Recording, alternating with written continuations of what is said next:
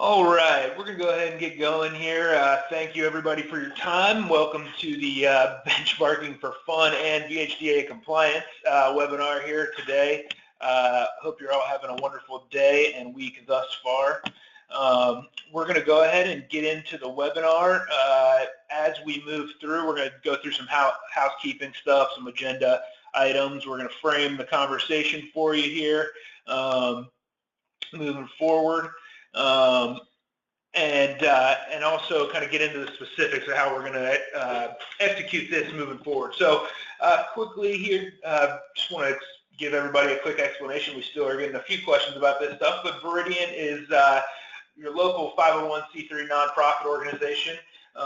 We are committed to educating and certifying green buildings. We're a 501c3 education nonprofit, and we're committed to supporting sustainable building process through education, consultation, and certification.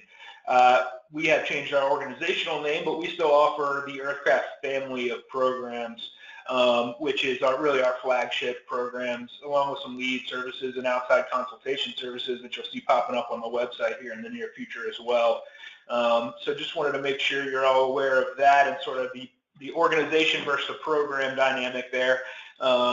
After we changed our name a little over a year ago, definitely still get some of those questions, but yes, we still institute the Earthcraft program here in Virginia, Northern Virginia, DC, and Maryland a little bit. So that's just some clarification items. Want to quickly just give a shout out to our sponsors and everybody that's involved with the program. And make sure everyone's aware of these guys. These are people that obviously provide some financial support to the program, and we work with very closely. So you'll definitely be hearing more about them in the future, if not already through our lecture series type events. So a presentation overview here. This is kind of our agenda for today. What is benchmarking? And so we're going to go into the explanation of benchmarking, kind of what it is in general, give you some framework and some context for that, how we see this process being implemented moving forward, and with reference to both VHDA sort of compliance and also just for your own kind of logistical implementation of this process. What data we're looking for, and then also just making sure you're adhering to the sampling requirements. You know, we're not going to require 100% of these things, so we'll kind of get into the weeds with all of that stuff, and also show you some options moving forward, some good options for complying with this stuff, and the really compliance aspect of it on the back end of these projects once you guys are complete. We're going to stop and pause for some questions in between sections. So, you know, go ahead, you can type them in the questions section there within the webinar platform, and we will try to get it to as much as possible without being here until 5:30. So we will definitely try and take as many of your questions as we can. We're going to follow up with an email after this webinar, and so we want to make sure that, you know, you're aware of that as well. So there will be other times and additional touches for additional questions if we're not able to get to you during today's presentation. So just so you're aware who we have on the call here and who's going to be instituting this thing, I'm Matt Waring. I'm a multifamily project manager here with Viridiant. I'm going to be taking you through the first portion. Sean Shanley will be taking you through the second portion of the presentation, and then Eric will also be jumping in and kind of helping us dive a little deeper into the weeds on this stuff moving forward. Eric, I apologize, but I'm not even going to jump into your last name. Mine's hard enough to pronounce, so without having to butcher that in public here. So that's who's going to be taking you through. Without further ado here, we're going to jump directly into kind of framing this discussion. And so benchmarking is really essentially measuring, right? That's what we're trying to do here. We want to measure exactly what's working, what's not working in these buildings. You can see this kind of famous quote, you can't manage what you don't measure. And so this is, anybody who's familiar with Philip's presentation style, you've probably seen one or two of these points. If you've attended some of our lecture series stuff, you've definitely seen one or two of these slides before. But I think what's coming up here is going to really help us kind of frame the context for this. And so, you know, what we're looking for is, you know, building characteristics. We want to be able to draw better comparisons between this building and other buildings, and also the design of these buildings versus their actual operation. So that's definitely kind of what we're going to be moving into here moving forward, and we're going to give you a little bit better of an explanation. So what I first want to do is kind of put this in context of a product, okay? And so, you know, we all have products that we use every single day that provide us with feedback on how we use those products. So for the first example, we're going to show you your typical truck, right? You know, automobiles have been around since, you know, in large production, the early 1900s.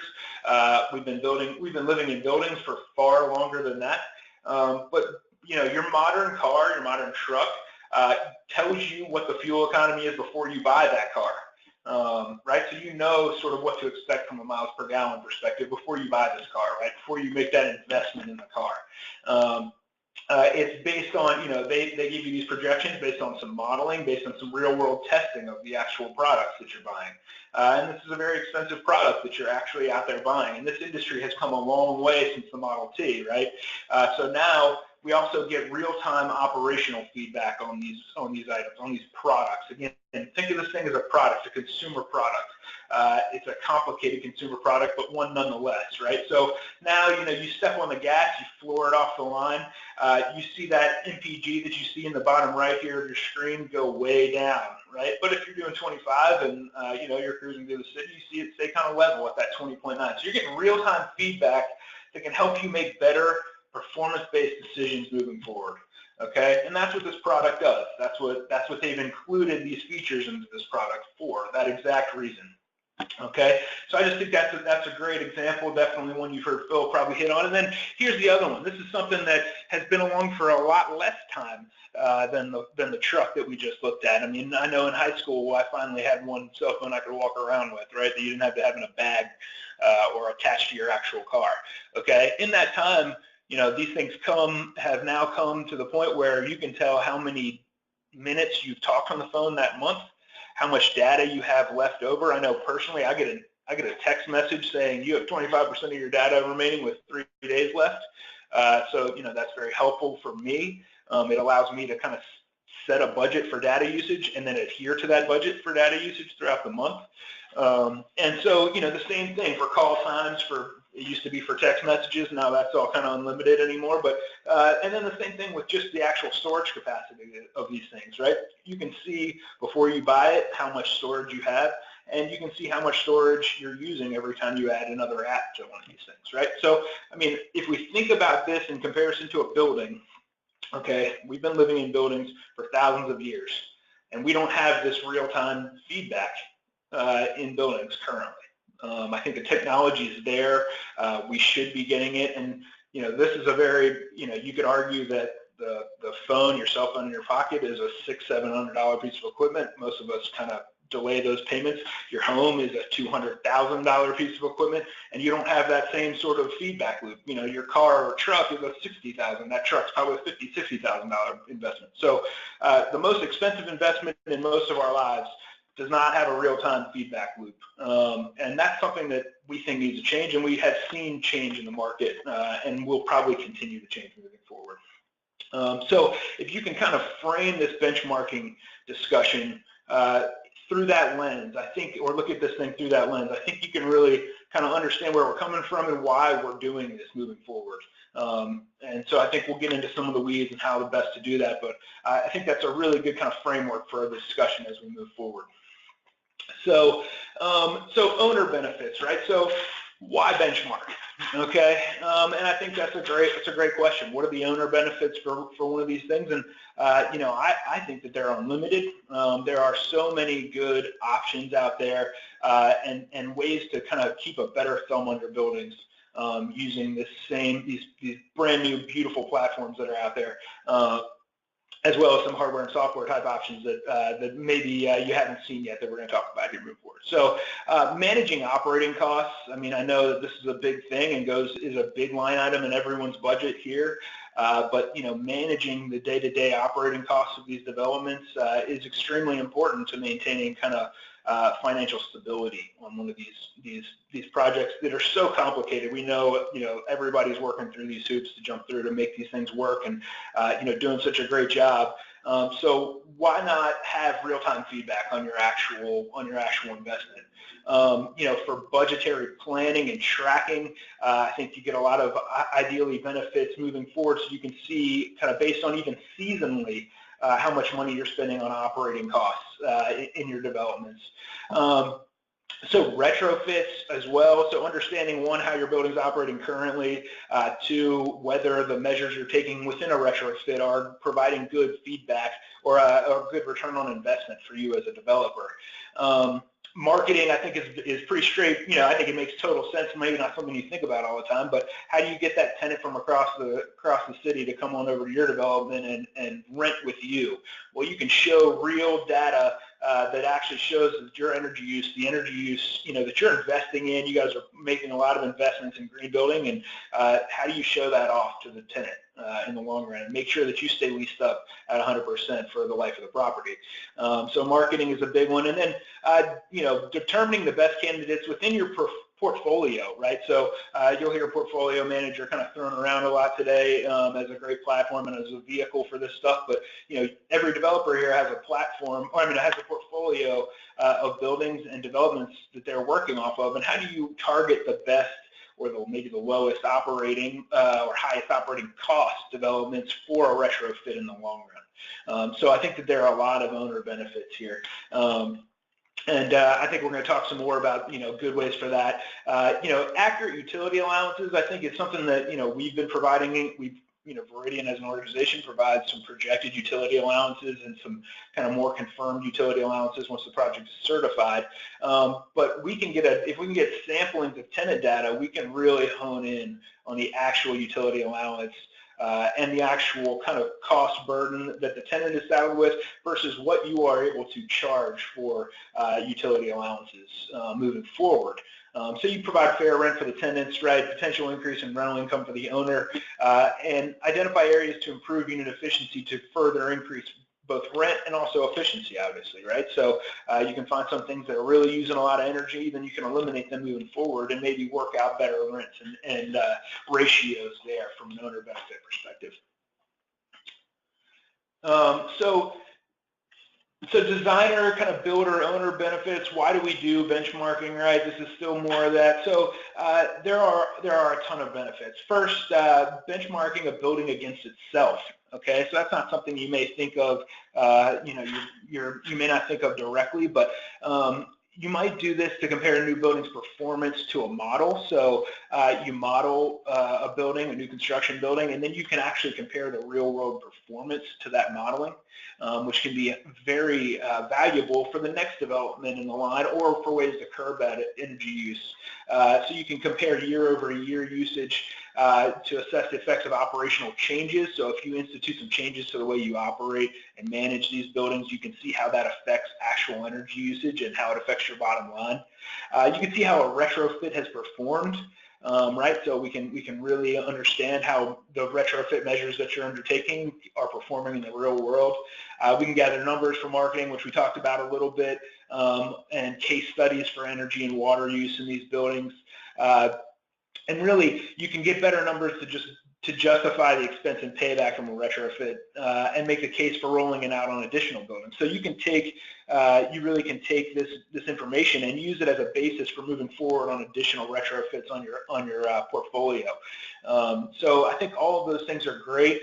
In the example that you're looking at here, a building's heating and energy is compared before and after a boiler replacement and the addition of wall and attic insulation. So you can see a 39% savings in heating costs and then an overall energy usage saving of 35%, which is better actually than the 20% that this project was modeled in savings. So that means it's a success, right? I mean, you've definitely done your job and taken the correct measures, and you've outperformed even the energy modeling in this instance.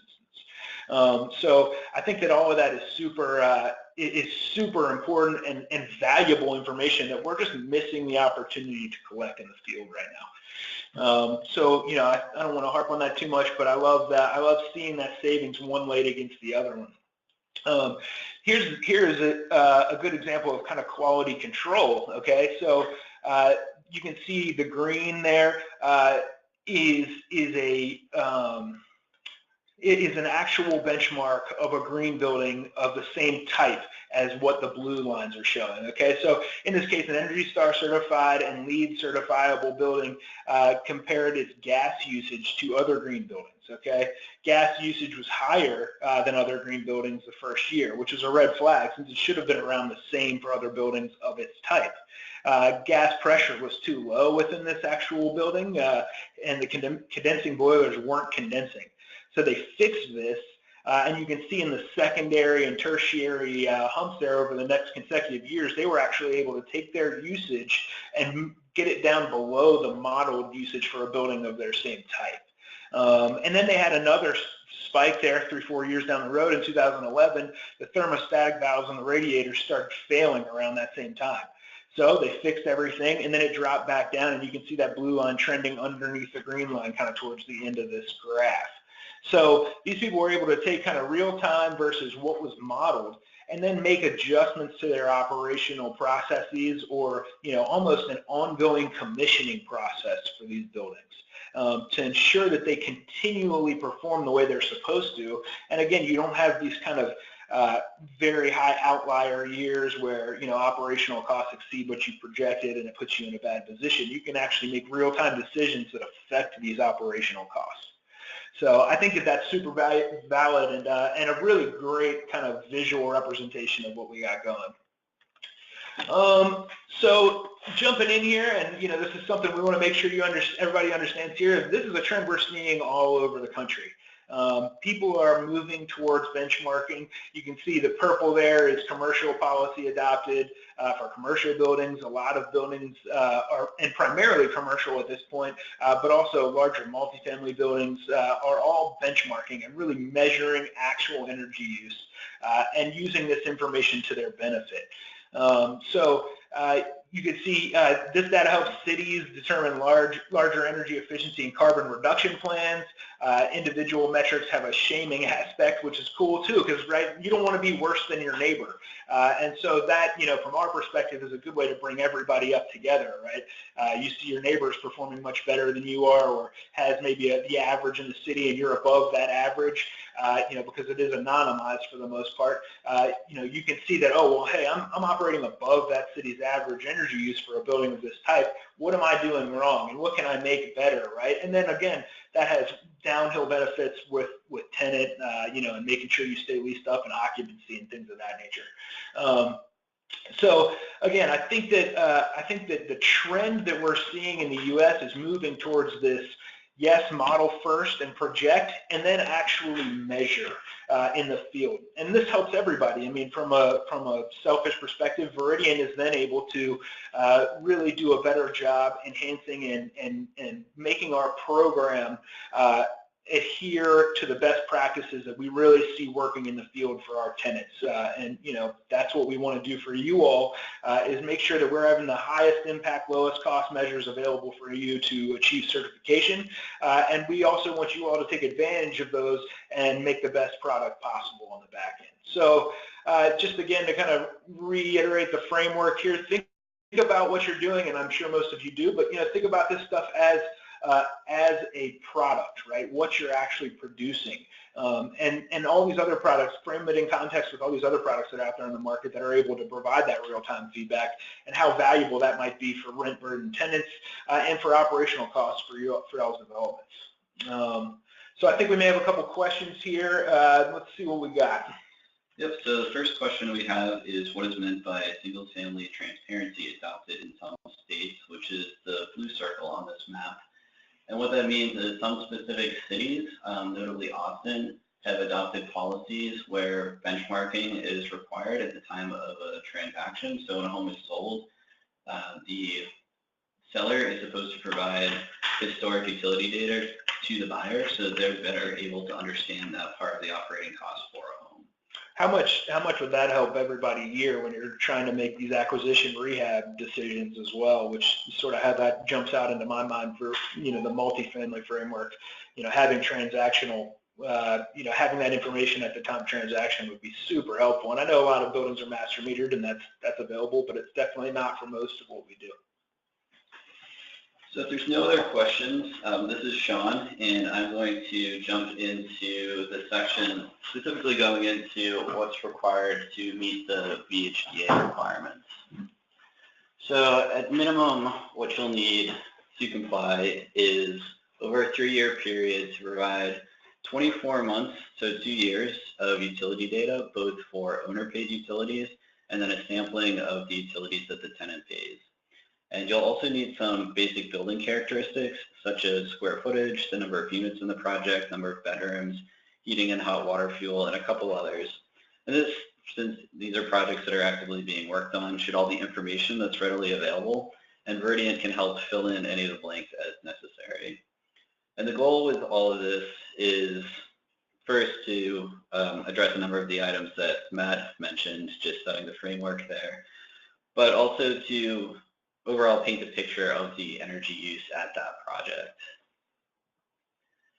And to go over the timeline for complying with this, by the time that construction is completed, you'll have needed to determine a compliance pathway, and there's 4 options for complying, and I'll touch on those in a few minutes. So officially, you have until the time that construction is completed to determine your pathway. In practice, you'll want to determine that compliance pathway sooner. For instance, if you choose to use hardware, that's going to require equipment selection, bidding that out, getting it installed, and all of that will need to be wrapped up by the time that construction ends. If you offer software, that's typically going to require getting forms set up for tenants to sign, and that's typically included as part of the lease-up process, so you'll need to have all of that in place by the time you start the lease-up process. And if you choose to work with a third party, for instance, Virginians will need to sign off on the data collection methodology that they use. So you'll just want to run that by us early so that you can start the process moving forward with them to have all of the pieces in place by the time construction completes. So by the time you're 100% leased up, you will need to have all of the necessary tenant release forms collected for your sample set. And then after construction is completed and the project is certified, there's 2 points at which Virdiant is going to check in with the project to make sure that your data collection efforts are in compliance and look to be on track to meet the ultimate goals. So between 6 and 12 months, we'll check in, and then again between 18 and 24 months post-certification, we'll check in. And the reason there's a range on both of those is depending on what methodology you use for data collection, there's natural points that make sense to check in with you to make sure that things are on track. So that'll be determined on a project-by-project basis depending on what path you choose. And then ultimately what you'll need to show compliance is 24 months of continuous data for the owner-paid utilities in that sample set. We give you 3 years to meet that, so just need 24 months of data within that 3-year window post-certification. So we're trying to allow ample time to make sure that that data set is collected successfully. So to talk about the sample sets, we understand that most of your projects are not going to be master metered, and so you'll be going through the process of gaining permission from the tenant to access their data and then actually collecting that data. Those sample sets vary depending on the size of your project. So if you have between 1 and 50 units, you'll need to collect data for 50% of each unit size. And when we say unit size, that refers to 1 bedroom, 2 bedroom, etc. And if you have 51 to 120 units, you'll need to get at least 30% of each unit size, 121 units plus, 25% of each unit size. And then if it's a master metered project, you'll need to provide all of that data. And specifically, we're looking for the electric data and gas data. It's optional if you want to track water data. Projects typically find that very beneficial. It's usually not too much of an extra lift to get that data. So we do encourage you to get the water data, but it is not required.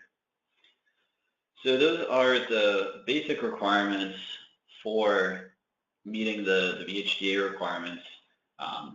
We'll be getting into some of the specific options, but I just wanted to pause here to make sure that you understand the basic compliance and sample set requirements. So if you have any questions, feel free to ask those now. Otherwise, we can move on.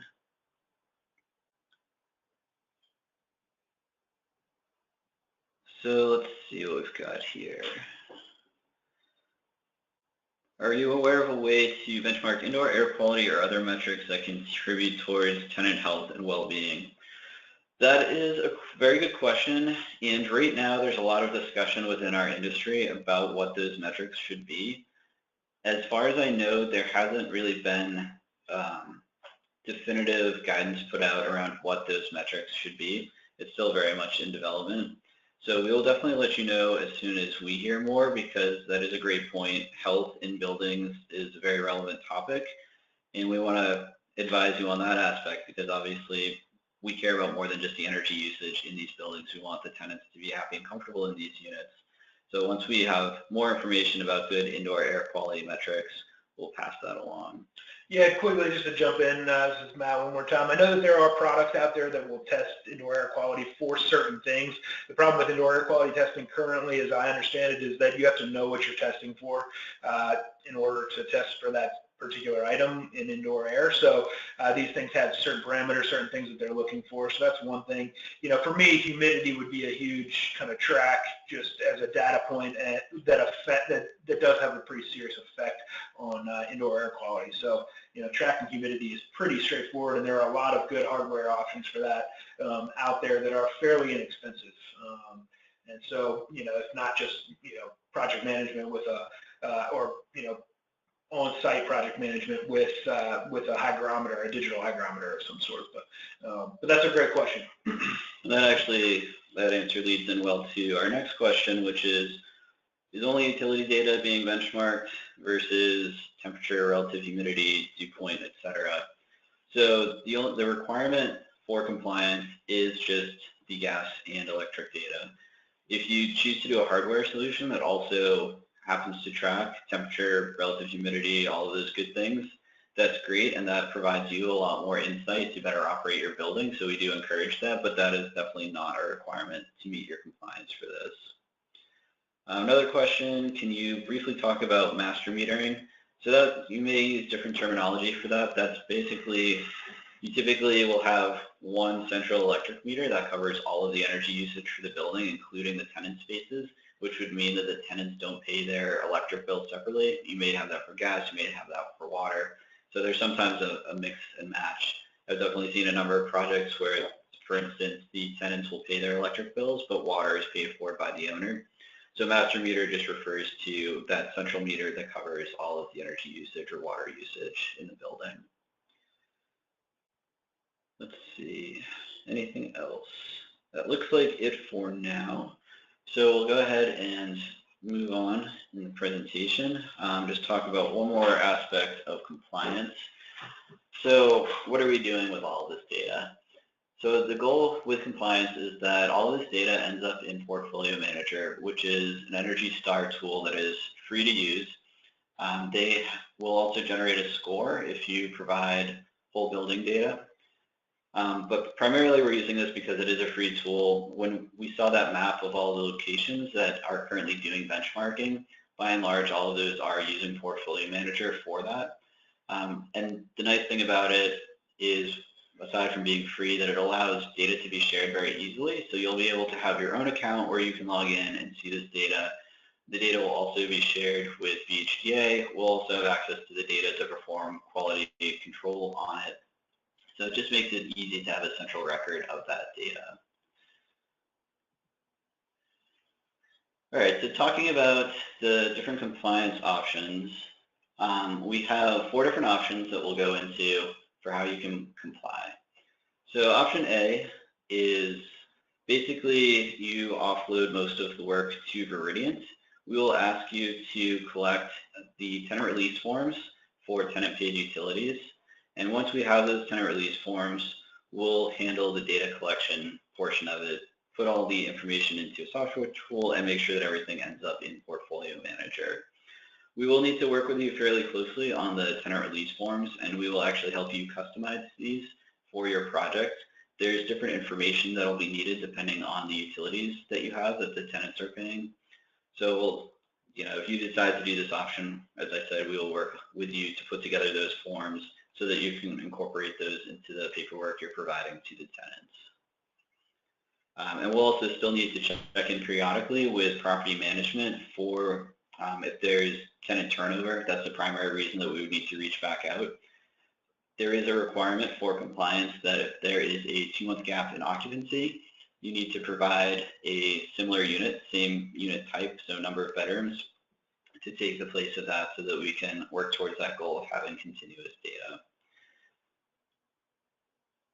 All right, and then for option B, the owner or manager will provide the necessary utility data, and that can take the form of utility bills, so providing us with PDF copies of those bills, or you can request the usage directly from the utility company and send us the usage that they provide to you. So that would involve you, again, doing those tenant release forms and then also doing the data collection work. And you may be wondering why the owner or manager can't enter this data directly into Portfolio Manager. Primarily, it's because what we've found is that the data on utility bills tends to be a bit dense to read and not so intuitive to parse through. There's also human error. Gas bills especially can be a little bit confusing because you'll see different units used for different utility companies. So just trying to make sure that everything stays in a consistent format and that quality data is making its way to VHDA. Veridian is going to vet all of the data. So that is why we'll be collecting the data from you if you opt to do option B.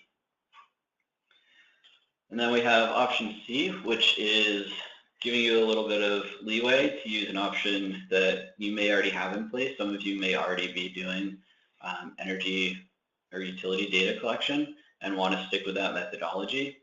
So we'll just want to approve that, and basically what we're looking for is to make sure that the provider that you use is collecting data in a reasonable manner, and that data has at least monthly granularity. So when we say monthly granularity, that means we don't want to see data reporting that says Unit 101 used 9,000 kilowatt hours in 2016. It needs to specifically show how much data was used in January, February, March, etc. We also want to make sure that the service that you're using can share data out of their system effectively, again, with that goal of getting the data into Portfolio Manager. And primarily, we just want to make sure that we approve these third parties to make sure that you are signing up for a solution that will comply with VHDA's requirements. We don't want you to sign up for a solution, think that it's meeting their requirements, and then retroactively have to go back and try to piece together the correct data. So again, you can pick your third party. This data will be shared with us through Portfolio Manager, and we'll use that to verify the data. And the service that you use possibly will collect that data directly from the utility company. They may install sub-meters. They might get data from utility bills. They may have another methodology. But again, just run it by us early, and we'll make sure that everything is fine with using that service. And then the last option, option D, is energy tracking hardware. So this will allow you to install hardware to directly collect usage data from the units. There's a number of options in this realm, ranging from sub-meters to hardware monitors that'll give you both access to the data, and some of those monitors will have a display that you can put in the tenant's unit so that they can get real-time feedback on their energy usage. I know some organizations want to educate tenants on their energy usage, so solutions like that can help to make those efforts a bit easier. And you'll want to make sure that the data exports from the hardware can be provided in an easy format to Veridian, and then we'll put that into Portfolio Manager. So I want to go ahead again and pause for questions on those options. So let's see what we've got.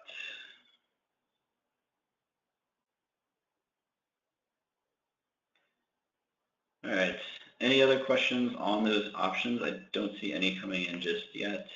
And if you happen to think of anything between now and the end of the webinar, we'll take questions again at the end of the webinar. And as Matt mentioned, we'll also send out an email, so feel free to bounce any ideas that you have off of us.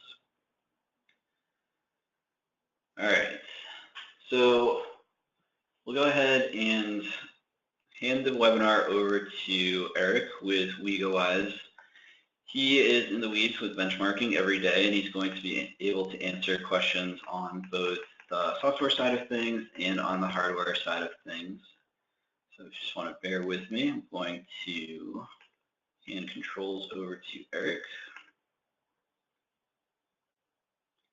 Hopefully you have the controls now, Eric. Yeah, thanks, Sean, and thanks, Sean and Matt, for having me on today. And as Sean mentioned, I'm with WeGoWise. We are a platform that does utility data analytics. So we kind of fall into option C, where we're a third party that can help with some of this work. So obviously, I am, of course, partial to WeGoWise as far as software solutions are concerned, but I think, I can speak towards just generally how software can help out with this process, and I'll take a few minutes to talk a little bit about the hardware solutions as well.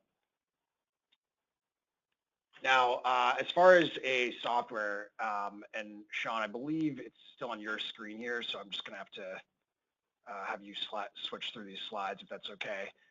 But as far as a software solution, oh, there we go.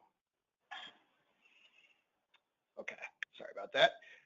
So as far as a software solution, for any software, I think I'm a big believer that the main benefit is just being able to streamline some of your internal processes, making your job easier, freeing you up for other things, not having to spend time digging through utility data.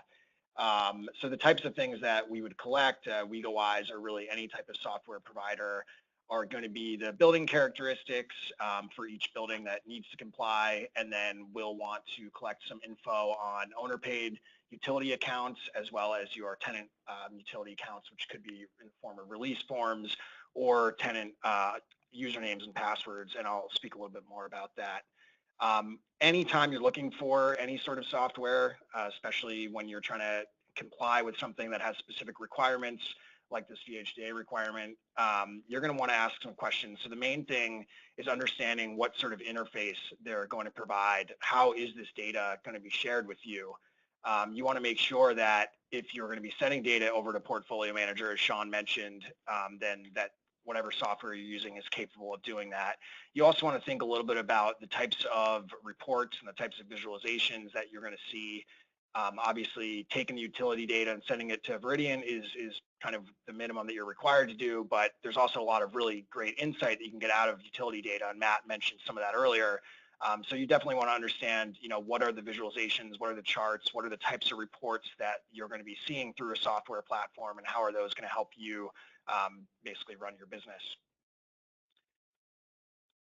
So one of the obviously examples here with WeGoWise, and the real key to what we do and what other software providers can do is to automate a lot of this data collection.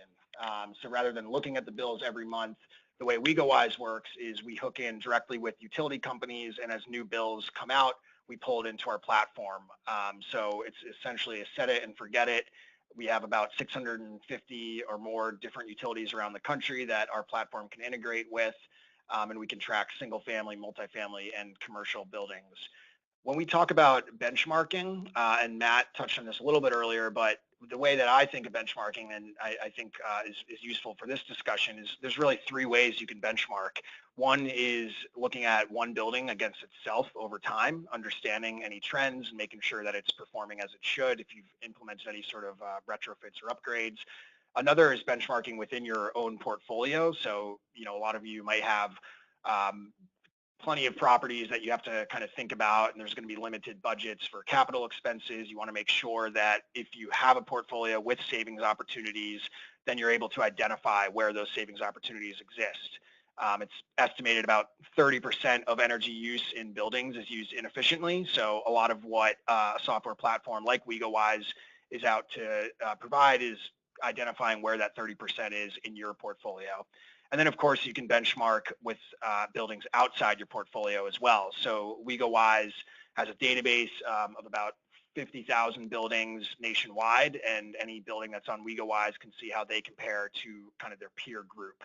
Portfolio Manager does benchmarking as well, but you do need whole building data, and Sean mentioned that earlier, and you can get an Energy Star score through Portfolio Manager.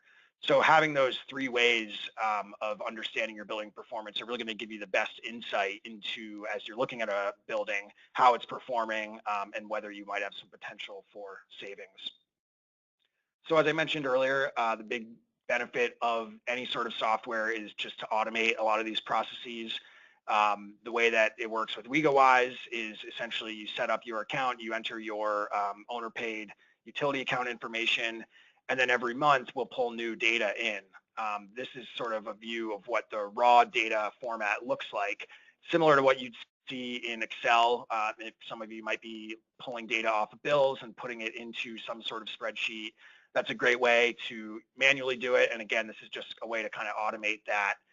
As Sean mentioned, a lot of the data that's on bills can be really dense and kind of complex. So if you have everything automated, it lines it up, it pulls the right charges, it pulls exactly the types of usage numbers and supply charges, delivery charges, everything that you would need to understand a building's performance, and it'll do that automatically.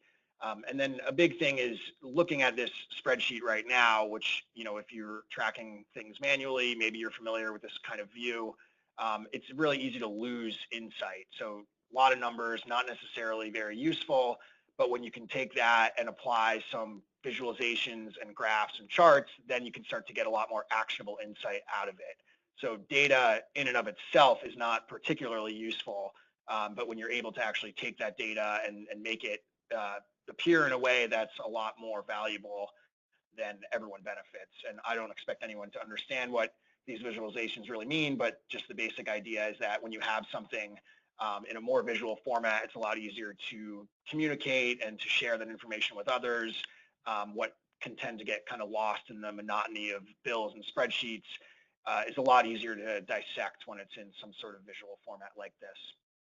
So going back to what we had talked about, when you're looking for any sort of software solution, you really want to pay attention to the way that the data is displayed. And if it's just spitting out numbers, it might not be as useful to you. If there's key metrics in the organization that you want to track against, then you should certainly make sure that the software platform is capable of providing that.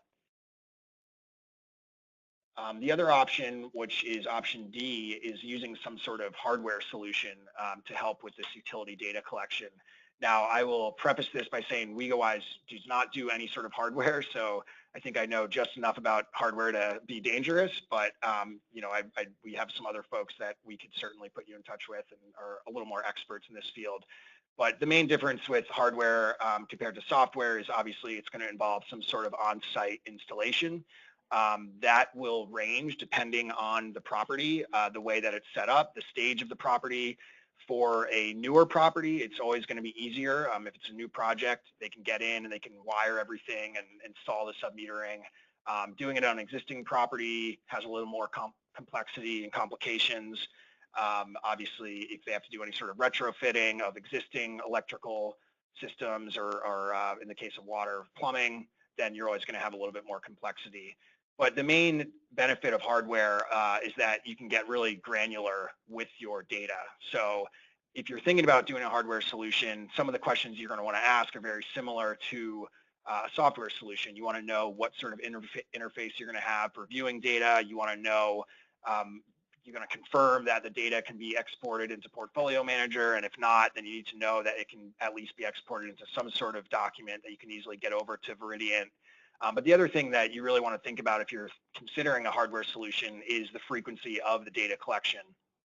The nice thing about hardware is that it can get down to minute by minute data.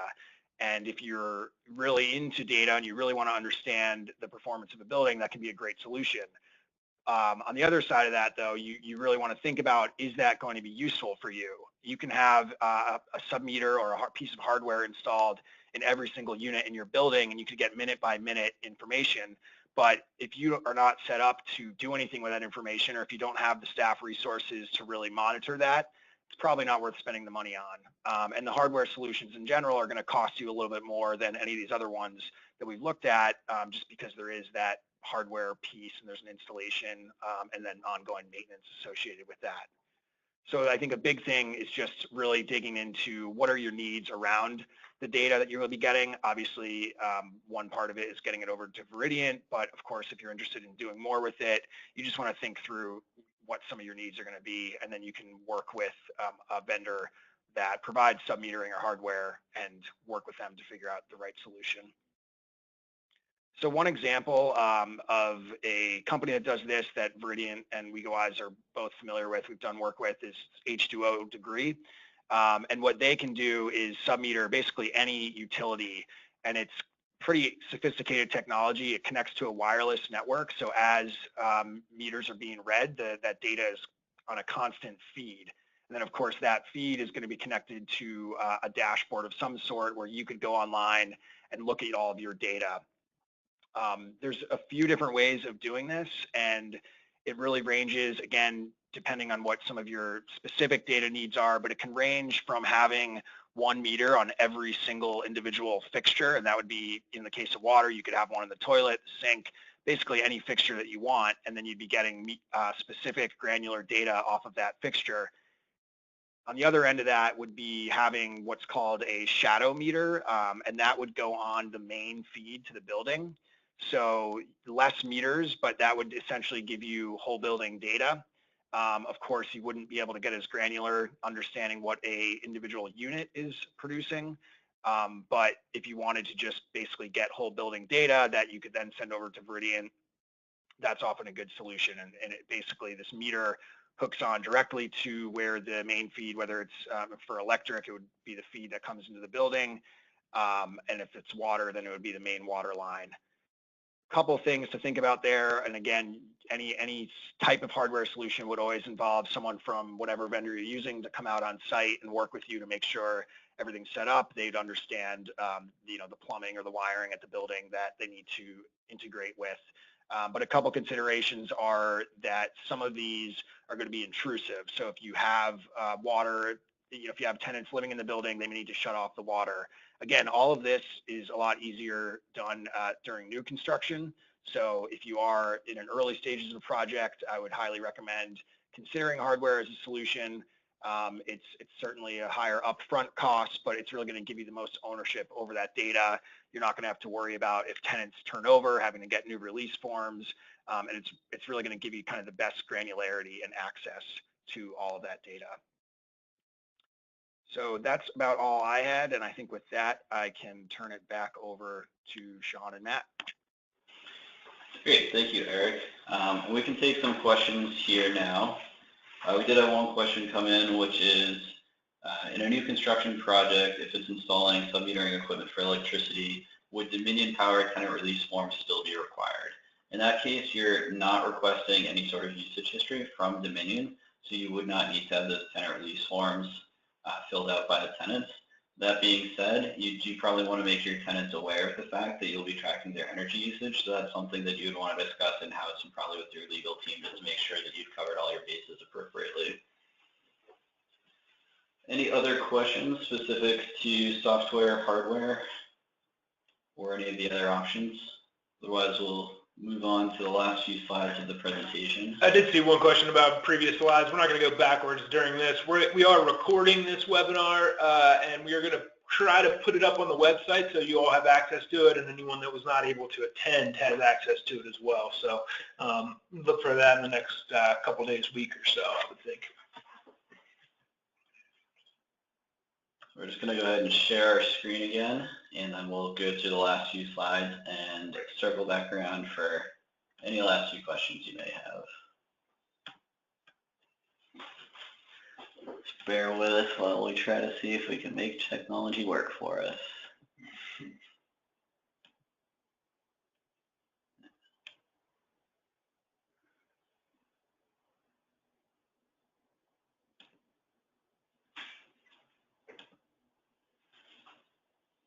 Okay, that should be popping up in just a second.